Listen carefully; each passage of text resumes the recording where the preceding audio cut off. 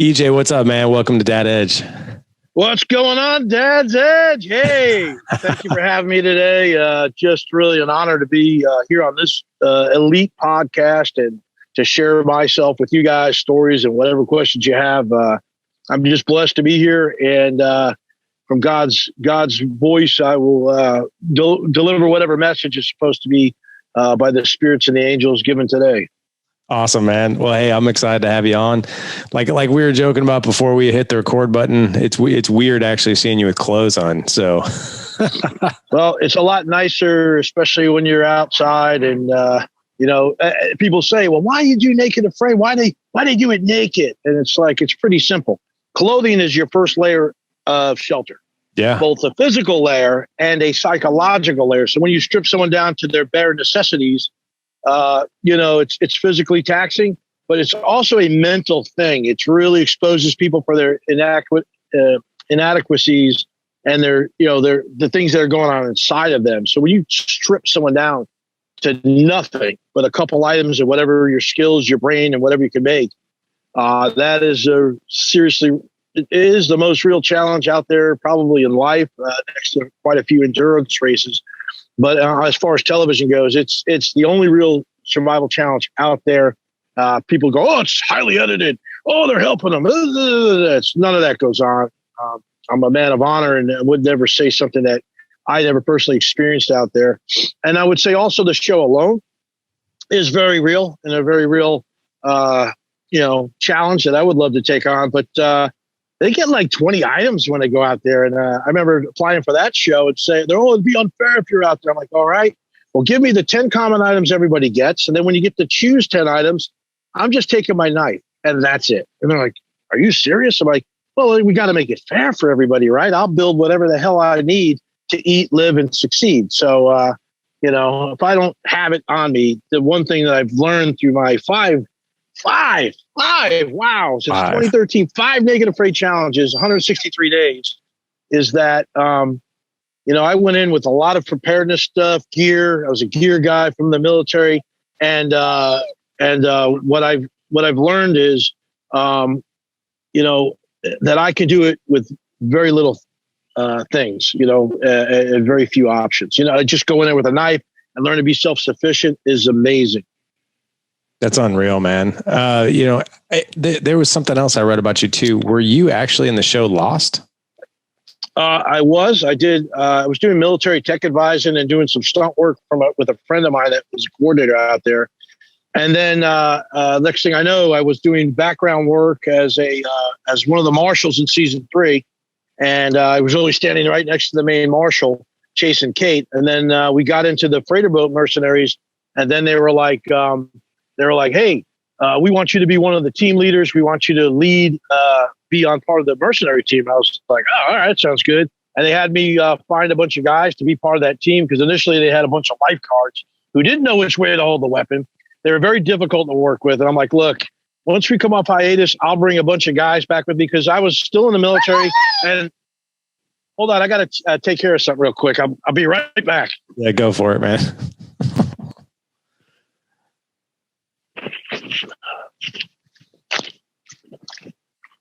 So you guys got to make sure you check this out on our YouTube channel. Actually, we're interviewing EJ as he is outside in the wilderness as we speak, which is pretty cool.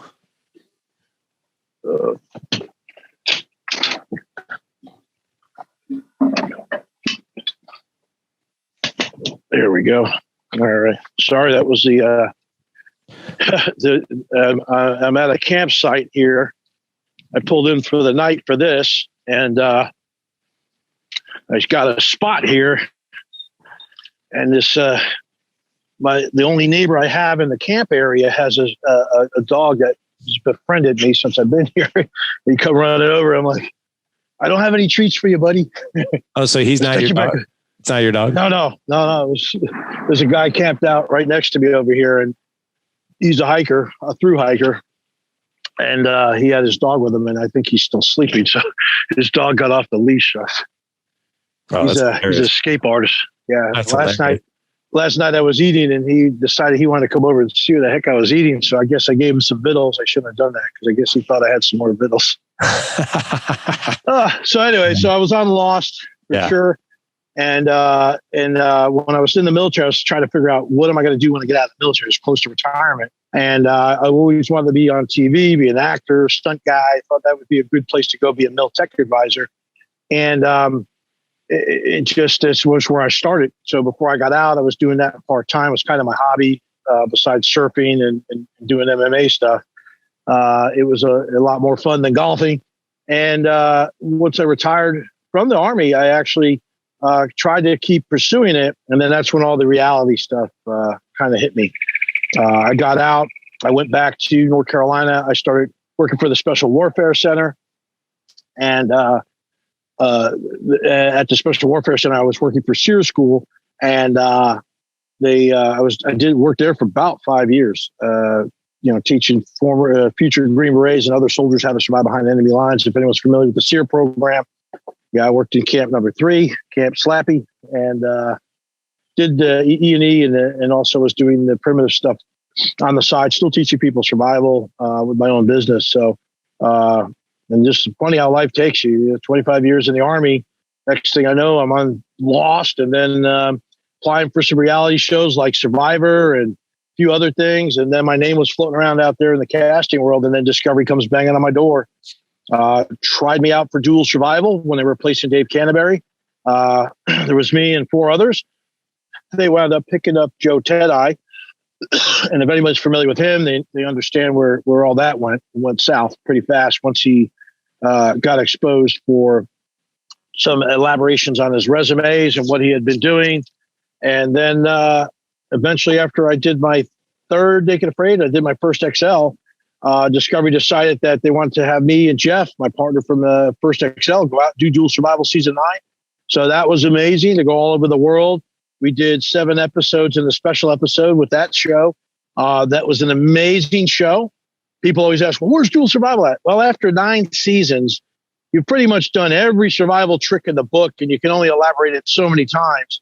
And it was really, the material was getting hard to find techniques to stuff and to show fans. And our season was all about being extreme. If your back's against the wall, live or die, what are you going to do? And I don't think they conveyed that message very well to the audience. And then they were just like, we're going to put the show on hold indefinitely, and we'll let you know. And it's still, here it is. That was back in 2017, and here we are 4 or 5 years later and still not back on. But it's okay. I journeyed on. I've done many other, I've done a lot of TV. If you go to ejsnyder.com, my website, or go look me up on IMDb or IMBD, whatever they call that dang thing. There's some holes in the resumes on that thing. That thing is very difficult to keep up to date. But I've done a lot of both film, TV, and commercials, radio work for voiceover. But my what I'm known most for is my survival adventure stuff. 5 Times Naked Afraid, season 9, Dual Survival. Just filmed. I did First Man Out, season 1 with Ed Stafford. I've probably filmed 5 pilots, 3 of them all gone to hit TV series. And so that was a great race. I raced Ed Stafford through Thailand. He's a British explorer. And now to be the 3rd most days out there on Naked Afraid, I'm always ready to go back out. They want to send me.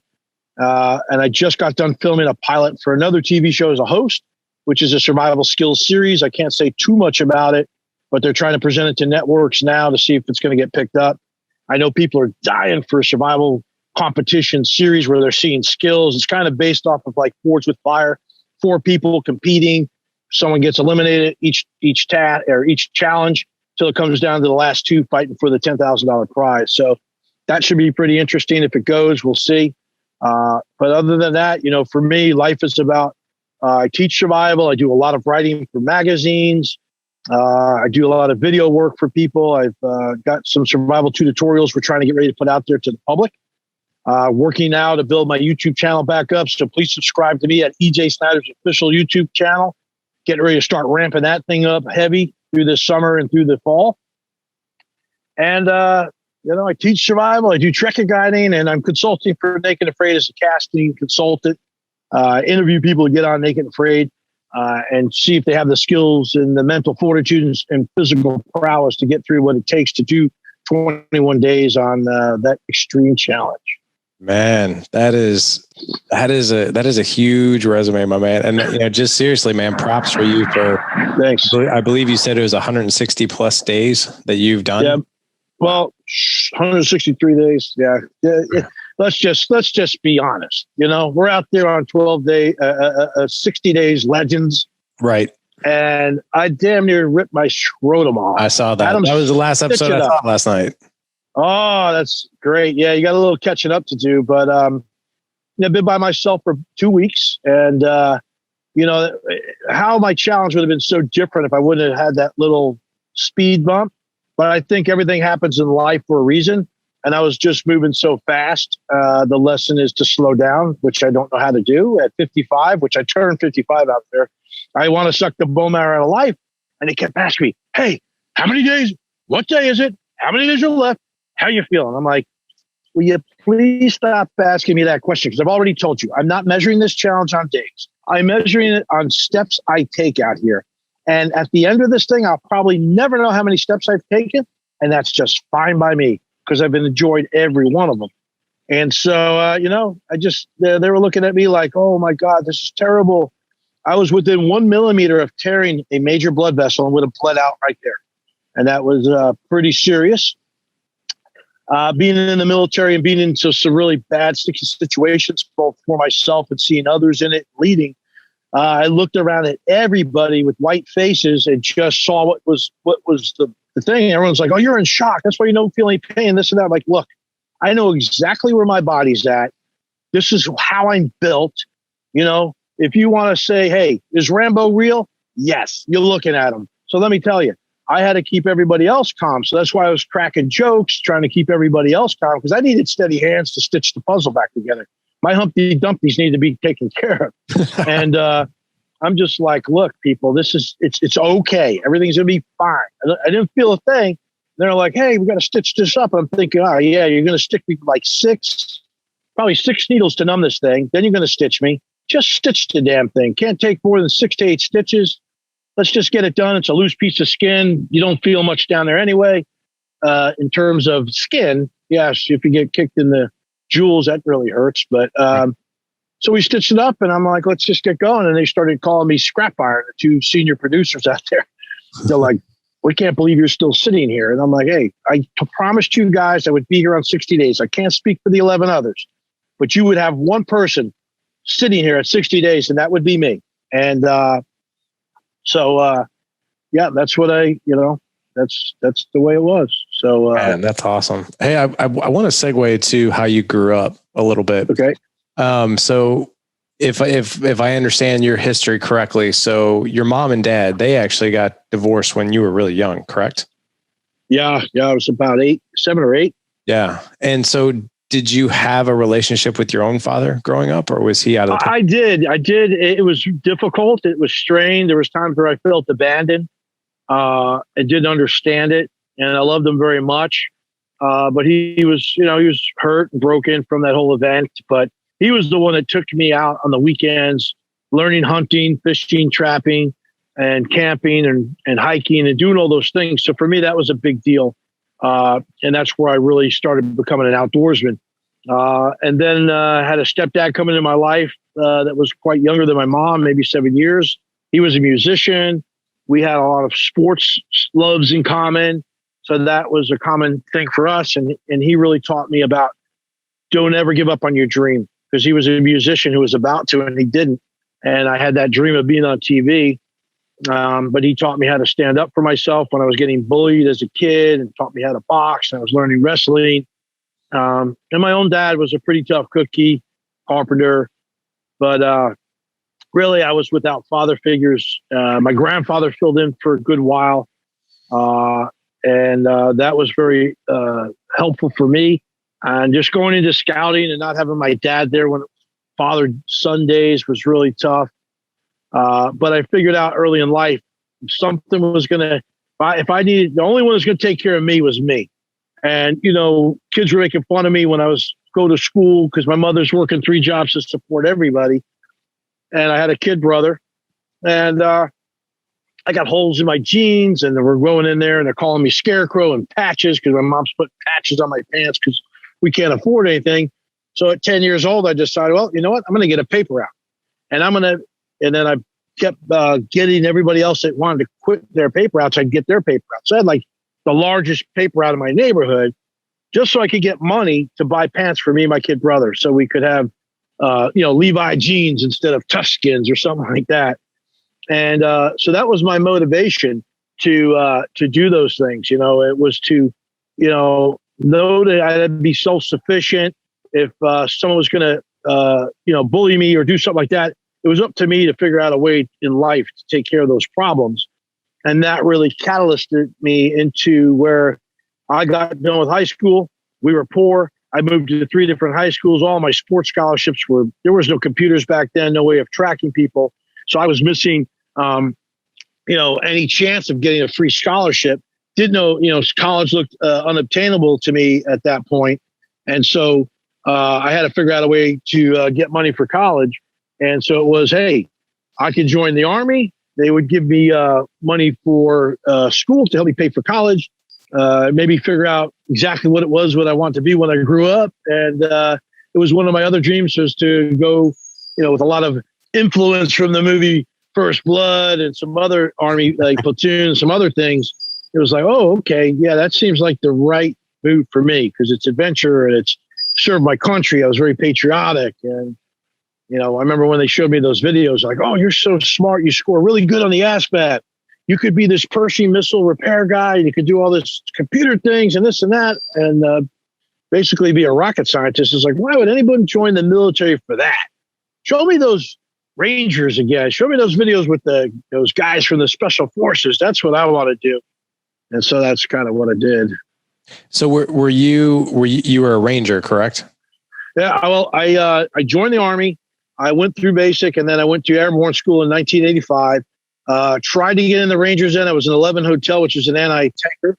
And they had enough 90 recoilless rifles in the regiment at the time. So they turned me down to go into the regiment. So off to the 82nd Airborne I went, cut my teeth in the Army there, re-enlisted there, went to Ranger School in 1988, and was the youngest platoon sergeant in the division at 24 years old. We went to the 91 Gulf War. I was Ranger, Pathfinder, Jump Master, had the EIB at the time, was on take for drill sergeant, and the war started. So off to the war I went. When I got back, did 2 years as a drill sergeant at Fort Benning. Didn't want to go because I wanted to go to the Special Forces. That was always my plan, was to get the Special Forces. And so those cards didn't play out. Made Sergeant First Class which is E7. And I was promotable at 6 years, 9 months in the Army, which was crazily insane fast. My 8 years, I was Pin Sergeant First Class.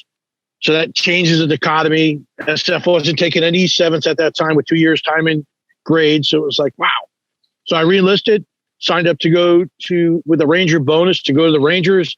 They were overstrength platoon sergeant, so I couldn't go. So they sent me to the 6th Ranger Training Brigade. So I was down in the Florida swamps for 3 years teaching Rangers, was the primary survival instructor. That's where I went to formal survival school. I went to SEER school and tracking school. And then I was teaching survival down there, fell in love with it. Then I just went on with my Army career, wound up going to the 10th Mountain Division. Then I was like, all right, I got done being a first sergeant 2 years. I need to go get an HHC headquarters company or something else. And there's no jobs in the 10th Mountain for me. So I put in to go to Ranger Regiment. So got to do my time. Got to go to 75th. Oh, we got this Ranger exchange program. You're 6'3", right? And at the time I was bodybuilding. So I was about 280 pounds, super lean, 20-inch guns. I'm like, yeah, I'm 6'3", but you ain't seen a picture of me in a while, have you? Because I'm not a toy soldier. I'm not what you think of as an old guard soldier. It doesn't matter. You better lose the weight because you're going to the old guard. So off to the old guard I went for this Ranger exchange program. And they didn't have any slots available for EH in the Ranger Training Brigade or the Ranger Regiment. And then, so I went there. And then I wound up going to the Sergeant's Major Academy at 16 years in the Army. And Pin Sergeant Major. And then they sent me off to Hawaii after that. While I was in the Sergeant Major Academy, I again put in to go to the Ranger Regiment because they were having Ops Sergeant Majors at the battalion level at that time. And the Ranger Regimental Sergeant Major at the time was like, I don't need that. E7s used to do that job. EH used to do that job. I've got them filled. I don't need any other Sergeant Majors around here. And they told him, hey, you better pick somebody. You're going to figure out what's up. That was the Sergeant Major of the Army was saying that. And come Black Friday, he didn't pick anybody. So they told him, hey, you go ahead and retire. We got your replacement. And off to Hawaii I went. I did 7 years there, was a command sergeant major for the 121 Gimlets. Went back to Iraq for 15 months with the Gimlets and wound up retiring after 25 years. But I served in Ranger coded positions my entire career after Ranger school. I know a lot of guys in the Ranger Regiment, the Bat Boys thinks, you're not a Ranger unless you've been in the regiment. Well, the Army, sadly, for you guys, the Army, I love my Ranger battalion brothers, got a lot of them, a lot of respect for the regiment, tried 4 times to do my time, just didn't work out. But, the Army made Ranger coded positions for a reason. And if you're in a Ranger coded position, you have to be a Ranger to serve in it. So I've lived the creed since 1988, still live it today. And people can argue what is really a Ranger. Well, I've trained more Rangers than most guys have hairs on their heads. So I think I'm qualified. But that is quite a journey, man. Seriously. And thank you very much for your service. I don't say that lightly.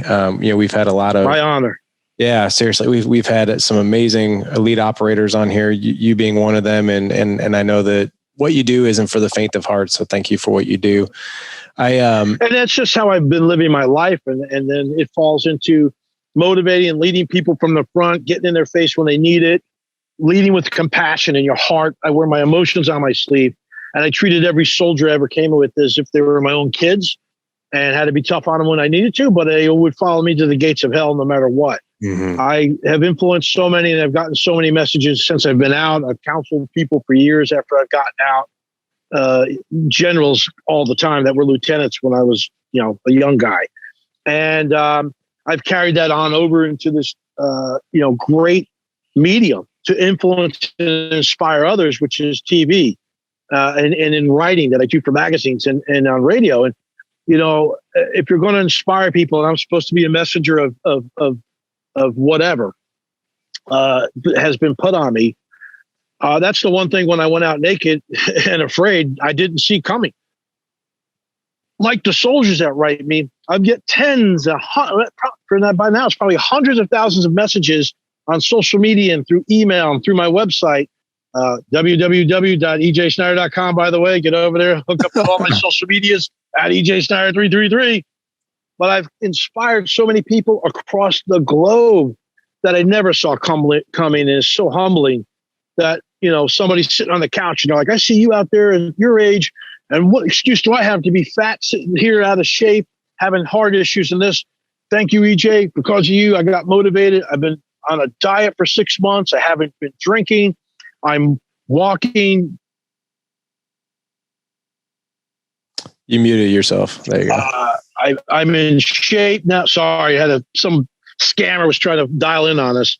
I've gone out. I've lost weight. I'm in shape now. People that are fighting life-threatening illnesses, I've been with them pretty much. I've gone and visited some of my fans on their deathbed with cancer, battling, and they're like, this one lady, Pam, tells me because of Naked Afraid and all the people on there, I was supposed to have been gone 3 years ago, but I've been fighting it.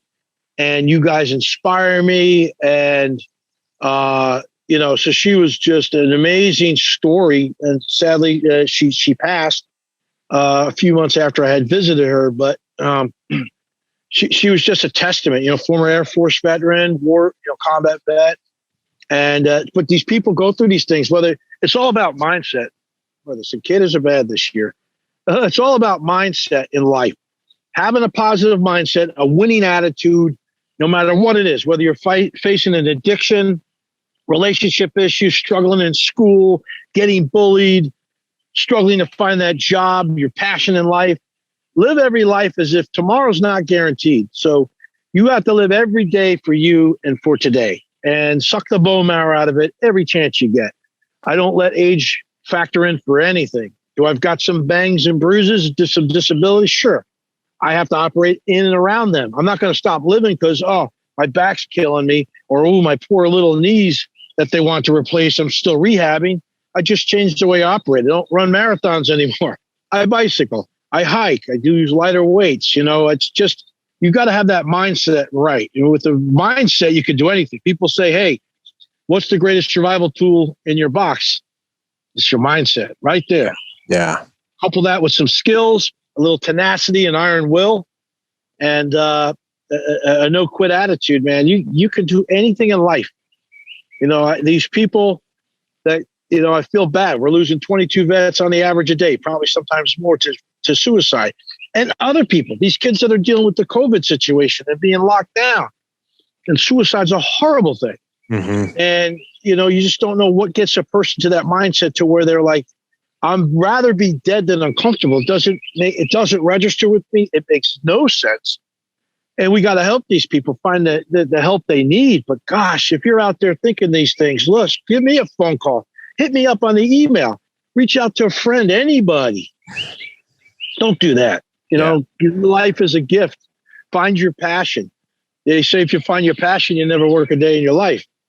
That's true, man. That is very true. And actually, speaking of COVID, as we're doing this interview, I have it. Oh, do you? I do. I just got tested yesterday, and I got tested positive. Is this the first time since it's been around for you? Yeah, first time. But and to be honest, I didn't think I had it. Right. This weekend, as we're recording, this weekend's Father's Day, and I was just like, I'm going to be around my dad. I'm going to be around my in-laws. Like, I don't feel very good, but I don't feel horrible. I was like, maybe I should just go get tested because I don't want to give it to anybody else. No. And sure enough, I was like, the doc came in. He's like, yeah, you got it. And I'm like, what? And I was like, I don't feel that bad. He goes, well, he's like, you're pretty healthy. He goes, so you probably got a good foundation of health. He's like, yeah, but you do have it. And I was like, oh, great. So, but I want to segue to your kids. You have two, right? Yep. I got two kids, two great kids, blessings for me in my life. Thank God they're not nearly as crazy or as a handful as me and my kid brother were. I don't know how that happened. I guess they got their mom's gene for that one. But I have two kids. I have a 26-year-old son and a 22-year-old daughter. Yeah. And, I'm blessed. They're super smart. They're figuring life out. It's their journey. Although it's hard for me to try to let them stay out of the nest and not help, but I'm always there for them. And my kids, two Father's Day ago, gave me a compass, and on it, it said, a father is like a compass. He's neither it's sitting in the truck. It's such a great quote. I'm trying to remember exactly what it said to do it justice, but it was something to the effect of, a father is neither an anchor to hold us in back for support, or is more like a compass to point us in the right direction and a guiding light. And it was just the perfect gift for me, because I'm big about navigation in the wild and in life. And a compass is a very symbolic tool for that. And it's an old brass compass. So it was one of the really cool gifts I got. Yeah. Then one time my daughter gave me a hammer. Her and my son gave me a hammer, and on it said, thank you. Something about it said, thank you for helping me build my life. That's amazing. And it was a hammer. So it was really thoughtful and inspiring. Those are the gifts that mean the most to me. So EJ, let me ask you this, man. You and I actually have very similar backgrounds as it pertains to our father experience growing up. I had absent father figures as well. My grandfather actually stepped up quite a bit at the time. And, the one thing that when I started doing this work, almost 10 years ago now, it was really like, hey, not on my watch. This is, my kids are going to know their father, and I'm going to do this whole thing differently. So like looking back, your son and your daughter, when they were younger, and how the fact that you didn't have this example growing up, and maybe sometimes you did, it sounds like there was maybe some sprinkled in. Your grandfather probably showed up quite a bit, but how did you go about fatherhood when the kids were a little bit younger? For me, it was driven by the fact that I had that abandonment feeling. And I didn't ever want I love being a father so much. And I love my kids so much that if I was to suffer or be unhappy for their happiness, that's what I was going to do. They were never going to know that dad walked out on me, that their dad, even to this day, knows that if they call me, I will leave and be there within hours, no matter what. And that's the passion and drive I had, was I was going to be a father. Not that I had I can't fault the father figures I had. My stepfather has been amazing. He's my dad. He's my papacita. And so I love him to death, and we had a different relationship, and our journey was different. My real dad, I was able, in the back part of his life, when I had my kids, bring them to him. He was an alcoholic. He was a smoker. He smoked Pall Mall unfiltered. He drank a case of Budweiser a day. He was a scrapper even at his old age. He'd pull him out of jail, whatever. But he was 59 when he passed away from cancer and complications of his heart. But he was just ornery in life. And towards the back end of his life, he had several strokes. It got really bad. He was stubborn. He wouldn't go see the doctor when his toe started, turning black. And he wound up getting some gangrene in his leg. He had to have his leg amputated from the strokes. He couldn't use his left arm. He was wheelchair bound. He loved fishing. So he figured out a way to fish. He had his little motorized scooter. He had electric fishing reels, and he would go fishing. And through that process, me being able to be humbled onto my father to take care of him when he needed me most, when I felt like he turned his back on me, we got to heal those old wounds. And it was so, here's me and my dad and my son hanging out together, even though he was just a little kid at the time. And it really was, full act of compassion and healing for me. And I was so glad to have that time with him before he left, because we got to both of us heal those wounds. When I went to war, he was so proud of me. And then, me and my papacita now, we have such a, great understanding relationship, subjects we talk about most of the time about guns and politics and other things that are going on in the world. And then for my grandfather to step in. So I took everything, even in the Army. If I'd have a good leader and a bad leader, I'd always take the good qualities, put them onto myself, forget about the bad ones. So I was going to be my own man. I'm going to be a man's man. I'm going to be a good example to my kids and any other young people. I coached youth sports, and I was a scout leader and all those things. That I was going to be a good example for them to know what a good man, an honorable man is, with a loving, kind heart, how to be tough but compassionate. You see that out there on Naked and Afraid with me, and how to be patient. But for my own kids, I want them to know that I love them with all my heart. I would always be there for them, and I would never walk out on them, no matter what. And in my life, there were some times where I wasn't strong enough or had enough backbone in my journey to stand up to certain situations that happened. It happened in front of me with my kids, and more of a private situation I'm not going to delve into. That didn't sit well with me, and I've made it my life to always improve each day. The next day, I always pray, Lord, make me better than the day I was today than I was yesterday, and keep showing me those spirit lessons. I'm very spiritual. I grew up Christian, had a crazy path in religion. I believe in God strongly, but I worship through nature. I meditate. I pray every day. I do listen to inspirational videos and audios. I pray all the time, all day long, but I do affirmations. I set my intentions for the day every day. I meditate, and I do this, and it helps me with my spirit walk. And so that when signs come in, whether they're nature signs or I see numbers or butterflies or whatever it might be for that day, or the wind blows, the spirit wind talks in your ear. Right? I'm part Native American, part Viking, got those bloods in me. So I listen to those spirit winds, and it guides me through my days and how to journey forward. And I try to, before, when I would get so angry and fired up, to calm myself. What is the lesson I'm supposed to be learning here? And I flip it. And I used to never do that before. Here I am. And I've just learned that through my 50s. And the sad thing on Naked Afraid is they don't show is my spirit walk journey. When I did my Alone episode for 21 days in Bulgaria, which the place tried to kill me, and absolutely is the toughest challenge and place I've ever been to, based on the circumstances and the rules, of where I couldn't get certain foods to eat, sitting up in the mountains at 3,500 feet. There's just not a lot up there. That was a very tough struggle, but I made it through it on willpower and mindset alone, basically. and fight. But I used a lot of yoga and meditation up there to get through that. And I did that again here when I was throughout my 60-day journey on Naked Afraid XL Legends in the Swamps, but particularly when I was by myself for 2 weeks. And I had this amazing barn owl fly in on the first day I was by myself and sat up on this tree. And it followed me and befriended me the entire time I was out there. It followed me while I was hunting. And it would come around. I was feeding some crawfish. So you knew there was going to be some pocket meals coming on.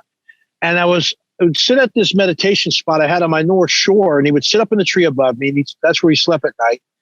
And I was feeding him these crawfish, and I was 2 days away from befriending him. I was going to put him on my shoulder, have a spot for him set up at my shelter to have him sit there at night, had a perch for him, was going to tie his feet so he could hang out with me. And I was just 2 crawfish away from being able to do that, because I had him landing right at my feet eating, and I was bringing him closer and closer, but the crawfish ran out on me, curses.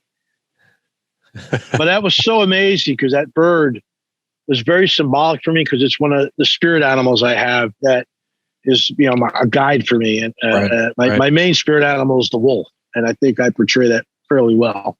I would agree with that. And why the wolf? I mean, I see that, I feel that, but I'd like to hear detail. Well, the wolf came to me in a dream as I prayed to bear my spirit animal to me, which is a very big thing for Native Americans and warriors. And so this wolf appeared, a big gray wolf with a little bit of black on him. It was like a big dire looking wolf. And I embody those very characteristics of the wolf, which is leadership, loyalty, family, the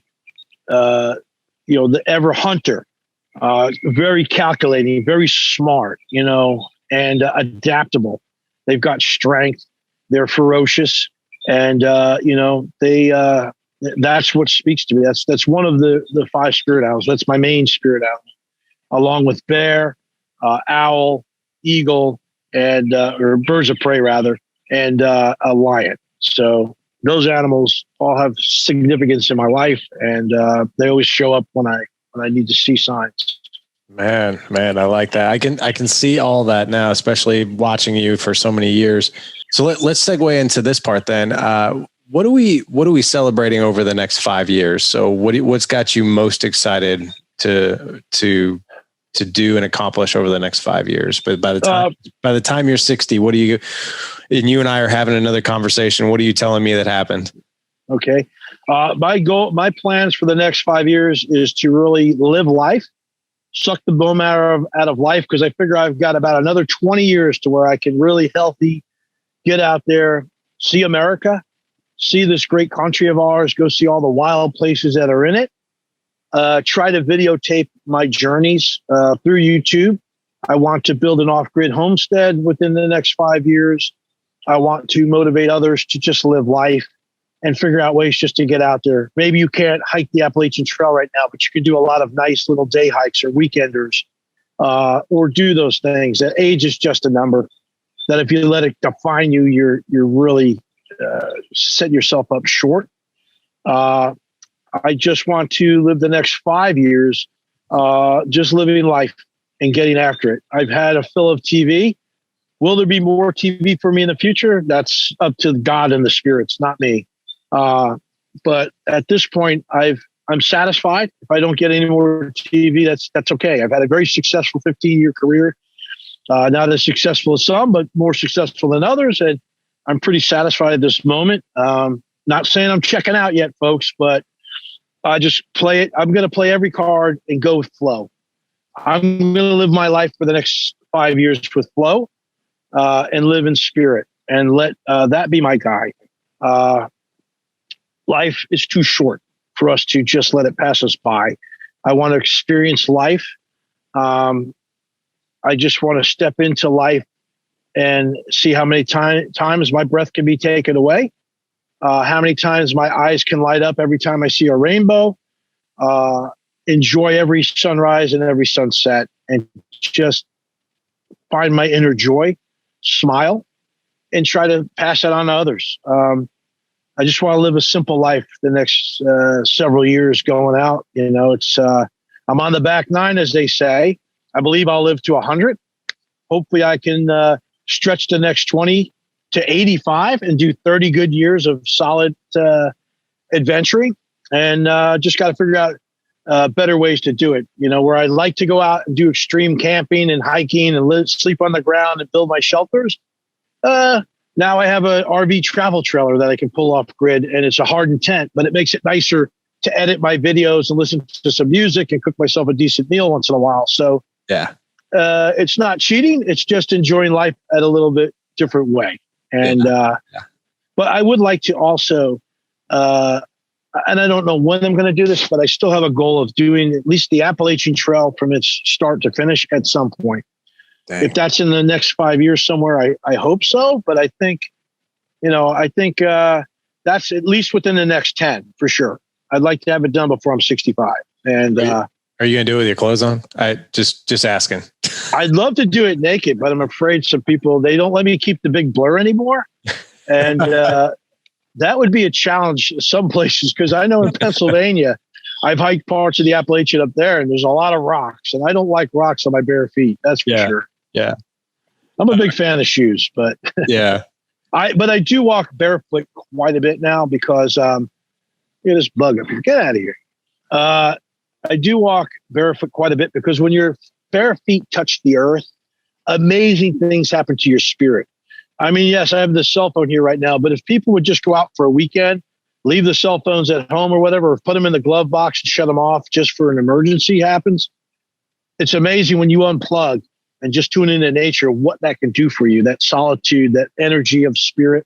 And when you get barefoot and your feet touch the dirt, the earth, the grass, the midichlorians in your cells, they just start to change, and they make you more attuned and more aware. And one of the great things I had in the military was this uncanny sixth sense. Call it the Force, call it Jedi powers, what you will.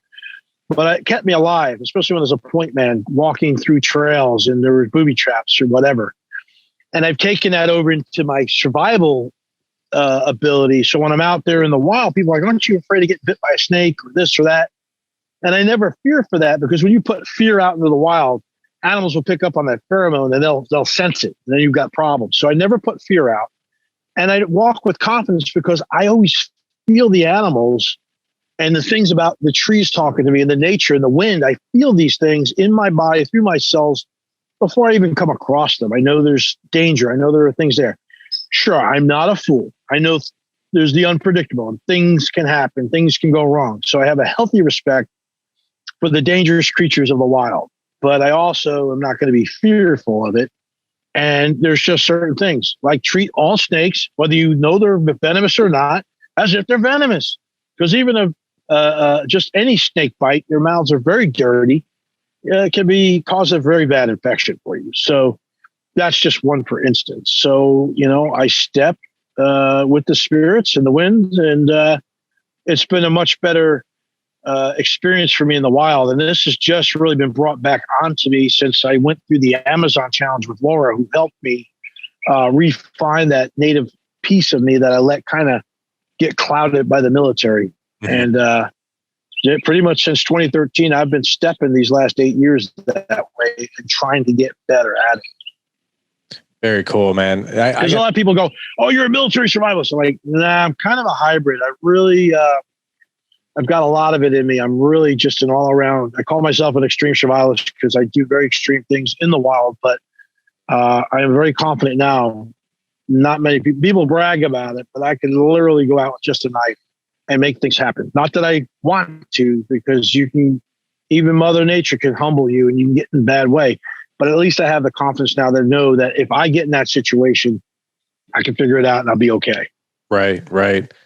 EJ, I got to tell you, man, this has been incredibly inspirational. I love the fact that you said the phrase, suck the bone marrow out of life over and over again, because that is definitely what you represent, man, is somebody who's out there living life, living purposely, living intentionally. And man, I am so honored you came on here and shared some of your insights and your background and your mindset and how you go about life, man. This has just been awesome.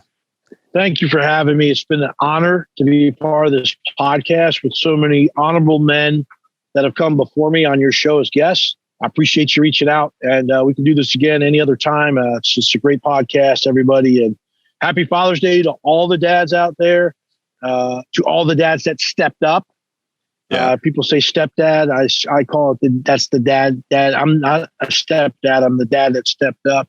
And you could be a father to anybody, and just go out there, be the best man that you can, the best example you can, and know that you're going to grow every day and try to be better, and just ask for your forgiveness for the mistakes you made for the days past. And again, follow me at, you can go to www.ejsnyder.com. All my social media links are there. You can find me at Twitter and Instagram at EJ Snyder 333.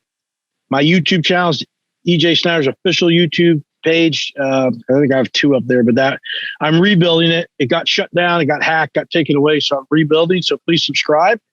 Got a lot of good things coming, and look forward to having you people on board the Skullcrusher Nation. Yeah, buddy. I love it. Guys, don't even worry about having to remember don't even worry about having to remember all that. I'll have all of EJ's links in the show notes, his website, his social media, his YouTube channels, everything. Just go to gooddadproject.com/327 for this show. Again, gooddadproject.com/327. EJ. Yeah. I was hoping we'd get that scream in there, man. Of course. That's right, man. My trademark. I don't do it like Jeff, who screams like a billy goat. I keep telling him, from the diaphragm, Jeff. From the diaphragm. He still hasn't gotten it right. Yeah, man. Jeff is... That's my little brother. Love that kid. But man, Jeff, he's got some lungs, man. That's for sure. Well, EJ, thank you again, man. You too. All right, gentlemen, go out and live legendary. Take care.